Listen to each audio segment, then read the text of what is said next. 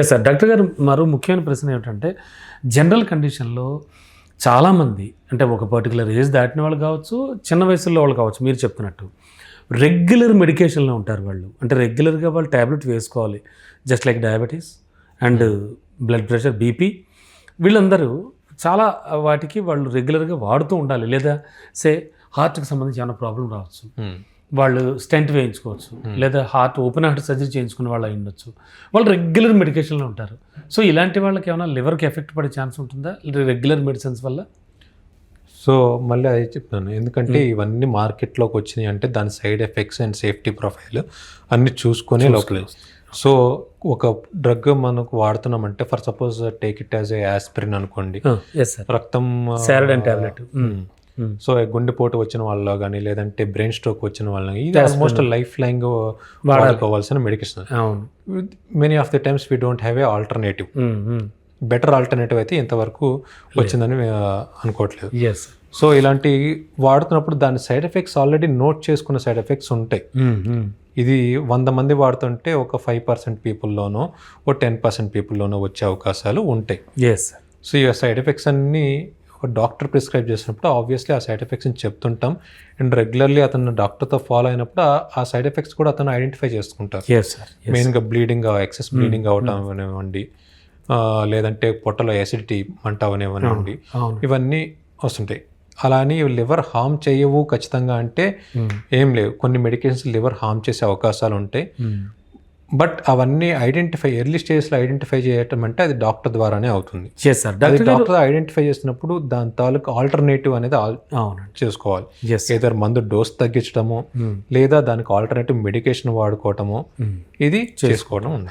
Doctor గారు జనరల్గా చాలా వరకు ఏదైనా ఒక ప్రాబ్లంతో మనం హాస్పిటల్కి వెళ్ళినప్పుడు మొత్తం ప్రిస్క్రిప్షన్లో ఒక 4-5 వెరైటీలు రాసేసాక ఖచ్చితంగా దాన్ని ఏమంటారు ప్యాన్-డి లేకపోతే ప్యాన్కి సంబంధించినటువంటి ట్యాబ్లెట్ ఒకటి రాసి ఇది ఈ 5 రోజులు ఈ కోర్సుతో పాటు ఎర్లీ మార్నింగ్ వేసుకోండి అని ఇస్తూ ఉంటారు. దీని వెనక ఉన్న నిజమేంటి? ఎందుకని ఖచ్చితంగా ఆ ట్యాబ్లెట్స్తో పాటు గ్యాస్ట్రిక్ ప్రాబ్లం రాకుండా ట్యాబ్లెట్ వేసుకోవాల్సి వస్తుంది? అన్ని మెడిసిన్స్కి అవసరం లేదు, కానీ కొన్ని పెక్యూలియర్ మెడిసిన్స్ వాడి అంటే మీరు చెప్తున్నాను ఇందాక కొన్ని మెడిసిన్స్కి సైడ్ ఎఫెక్ట్స్ వచ్చే అవకాశాలు ఉంటాయి.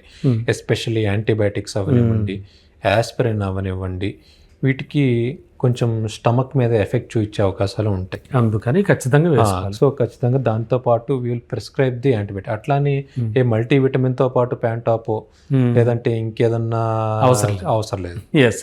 డాక్టర్ గారు లివర్ ఆ ప్రిస్క్రైబ్ చేసి ఇంకోటి ఆ ప్రిస్క్రైబ్ చేసింది మేము 5 days or 10 days అంత కొంతమంది దాన్ని లైఫ్ లాంగ్ కంటిన్యూ చేస్తూ ఉంటారు. This is a bad habit which has to be break. Sure sir. Liver గురించి చాలా చక్కగా చెప్పారు, మొత్తం సమస్యలు అలాగే పరిష్కారాలు. అండ్ ప్యాంక్రియాస్ విధి ఏమిటి, అసలు ఏం చేస్తుంది ప్యాంక్రియాస్? చాలామంది ప్యాంక్రియాస్ని తీసేసినా పర్వాలేదు బాడీలోంచి అంటారు. Is it right sir? అంటే ప్యాంక్రియాస్ యొక్క మెయిన్ ఫంక్షన్ ఏమిటి అసలు? సో మనం ఇందాక మాట్లాడుకున్నట్టే చిన్న పేగుకి ఒకసారి ఫుడ్ ఎంటర్ అయిన తర్వాత డైజెషన్, అందులో కార్బోహైడ్రేట్స్ ఉంటాయి, ప్రోటీన్స్ ఉంటాయి, ఫ్యాట్స్ ఉంటాయి. వీటిని అన్నిటినీ డైజెస్ట్ చేసి ఆ పార్టికల్స్ని అబ్జర్వ్ చేసుకోవాలనుకుంటే మనకి దాని తగ్గట్టు డైజెస్టివ్ జ్యూస్ అనేది ప్రొడ్యూస్ అవుతూ ఉంటుంది. అది ప్రొడ్యూస్ చేసే one of the important organ pancreas. దానిలో ఎమైలేజ్ అని, లైపేజ్ అని చెప్పేసి ఇవన్నీ ఆ పర్టికులర్ ఫుడ్ని డైజెస్ట్ చేసి అబ్జర్వ్ చేసుకునే ఎంజైమ్స్ అనేవి ఉంటాయి. సో మీరు ప్యాంక్రియాస్ కంప్లీట్గా తీసేస్తే పర్సన్ ఇస్ నాట్ సర్వైవబుల్. కంప్లీట్గా తీసేస్తే.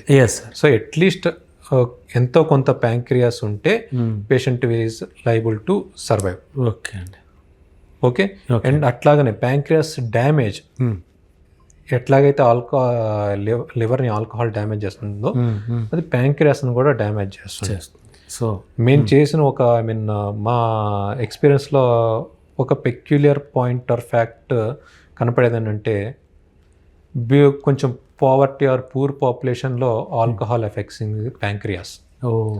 అండ్ లివర్ మీ కూడా అడల్ట్స్ కొంచెం రిచర్ పీపుల్ ఆర్ బెటర్ పీపుల్లో వాళ్ళల్లో లివర్ ఎఫెక్టివ్ చేస్తుంది. సో దీనివల్ల బేసిస్ ఎక్కడ వస్తుంది అని చూసుకుంటే ఆల్కహాల్ ప్లస్ పూర్ డైట్ కూడా తీసుకుంటే it is affecting the pancreas also not only liver. Yes yes sir. find the majority of chronic pancreatitis we see in underprivileged population only. Okay sir, అర్థమైంది. The reason being this one, వాళ్ళు తాగుతారు plus సరైన ఆహారం తీసుకోరు. Okay, so అలాంటి వాళ్ళకి ఖచ్చితంగా pancreas సమస్యలు. సో ఆ ప్యాంక్రియాస్ అనేవి డ్యామేజ్ అవుతుంది అయ్యింది లేదా ఎట్లా తెలుసుకోవాలనుకుంటే సేమ్ ఎప్పుడైతే దాని ఫంక్షన్ తగ్గిందో మనం తీసుకున్న ఆ ఫ్యాట్ కానివ్వండి ప్రోటీన్స్ కానీ పూర్తిగా డైజెస్ట్ అవ్వవు. ఓకే, పూర్తిగా డైజెస్ట్ అవ్వనప్పుడు ఏమవుతుంటుంది, ఒకటి గ్యాసెస్ ఎక్కువగా ప్రొడ్యూస్ అవుతూ ఉంటాయి. ఆ గ్యాసెస్ ఇండైజెస్టెడ్ పార్టికల్ కింద వరకు వెళ్ళినప్పుడు మోషన్ ఎట్లా అవుతుందంటే బల్కీగా నురుగుగా స్టియటోరియా అంటుంది. ఓకే అండి. సో అట్లా ఇది చూసి గ్రహించాలి. సో డైజెస్ట్ అవ్వని ఫ్యాట్ నీళ్ళల్లో అట్లానే పడింది అనుకోండి, నీళ్ళల్లో కమోడ్లో కానీ దానిలో కానీ తేలుతుంది. ఓకే అండి.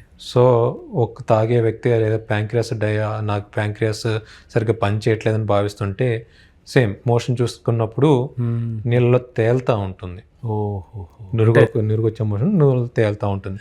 The reason being fat as it is అన్డైజెస్టెడ్గా కిందకు వచ్చేసింది. సో అంటే ఖచ్చితంగా మలం తేలింది అంటే కనుక అతనికి ప్యాంక్రియాస్ ఫ్యాట్ అనేది ప్యాంక్రియాస్ ప్రాబ్లం చెప్పలేం కానీ ఫ్యాట్ అనేది డైజెస్ట్ అవ్వకుండా యాజ్ ఇట్ ఈస్గా కిందకు వచ్చేస్తుంది. And the major reason will be the pancreas. Definitely sir, definitely. Doctor గారు జనరల్గా సరే మూడింటికి సంబంధించి ప్రాబ్లం ఎలా వస్తుంది, దానికి ఏ స్థాయిలో ట్రీట్ చేస్తారు, అలాగే సర్జరీ కూడా ఎప్పుడు వెళ్ళాల్సి వస్తుంది, ఇవన్నీ చాలా చక్కగా వివరించారు సార్. జనరల్గా గ్యాస్ట్రిక్ సమస్యలు పెద్దలకే కాకుండా పిల్లలకు కూడా వస్తాయా?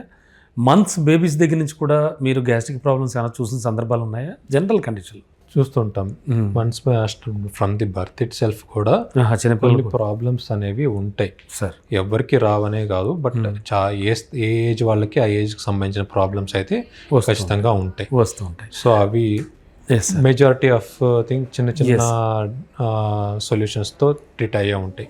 కొన్ని సర్జరీస్ వరకు కూడా వెళ్తుంటాయి. Yes sir. And sir moreover కేసెస్లో చూస్తే కనుక జనరల్ కండిషన్లో అంటే ఆడవాళ్ళు మగవాళ్ళు పిల్లలు పెద్దలు అనే తేడా లేకుండా ప్రతి ఒక్కరికైతే మాత్రం గ్యాస్ట్రిక్ సమస్య వచ్చే ఛాన్స్ ఉంది అని చెప్తున్నారు. అండ్ ముఖ్యంగా వారసత్వంగా అంటే హెరిడిటరీ పరంగా అంటే వాళ్ళ ఇంట్లో వాళ్ళ పేరెంట్స్కి గ్యాస్ట్రిక్ ప్రాబ్లం ఉంటే వీళ్ళకి కూడా వచ్చేటువంటి ఛాన్స్ ఏమైనా ఉంటుందా? కొన్ని సమస్యలు అలా రన్ అయ్యే అవకాశాలు ఉంటాయి.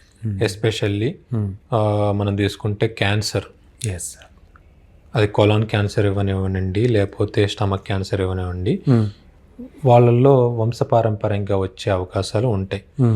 సో ఎవరన్నా ఫ్యామిలీలో ఎస్పెషల్లీ ఈ క్యాన్సర్స్తో చనిపోయిన వాళ్ళు ఉంటే వాళ్ళకి స్క్రీనింగ్ ఎర్లీ స్టేజ్ నుంచి స్టార్ట్ చేయాలి. ఫర్ సపోజ్ ఎవరన్నా ఇంట్లో వాళ్ళు వాళ్ళ నియర్ రిలేటివ్స్ ఎస్పెషల్లీ ఫాదర్ కానీ మదర్ కానీ సిబ్లింగ్స్ అంటే అన్న తమ్ముళ్ళకి అక్క చెల్లెలు కానీ ఒక ఏజ్లో వాళ్ళకి క్యాన్సర్ డిటెక్ట్ అయింది అనుకుంటే వాళ్ళ ఇమ్మీడియట్ రిలేటివ్స్ అంటే ఎవరైతే చూపించుకోవాలనుకుంటున్నారో ఫర్ సపోజ్ 45 years టైంలో డిటెక్ట్ అయింది కొలాన్ క్యాన్సర్, ఇదానికి ఒక 10 years ముందు నుంచే మనం స్క్రీనింగ్ మొదలు పెట్టాలి వాళ్ళ పిల్లలకి. ఎందుకంటే ఒక సెల్ స్టార్ట్ అయ్యి క్యాన్సర్గా మారటానికి it takes at least 5 years to 10 years time.